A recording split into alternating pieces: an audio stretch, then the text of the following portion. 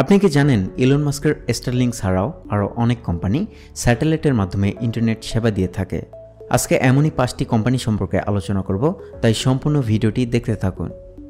Number 1, Starlink. Elon মাস্কের প্রতিষ্ঠিত space এক্সের একটি প্রতিষ্ঠান স্টারলিংক।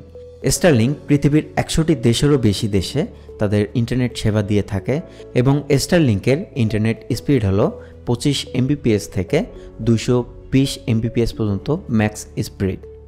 নাম্বার 2, ওয়ানওয়েভ। ওয়ানওয়েভ বিশ্বের অনেকগুলো দেশে তাদের ইন্টারনেট সেবা দিয়ে থাকে। ওয়ানওয়েভের ইন্টারনেট স্পিড 50 MB থেকে 150 MB পর্যন্ত হতে পারে। Number 3, Amazon project Kuiper.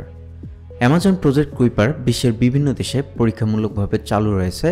Amazon project কুইপারের internet speed হলো 100 Mbps থেকে 1 Gbps পর্যন্ত ইন্টারনেট স্পিড হতে পারে। নাম্বার 4, হিউজনেট।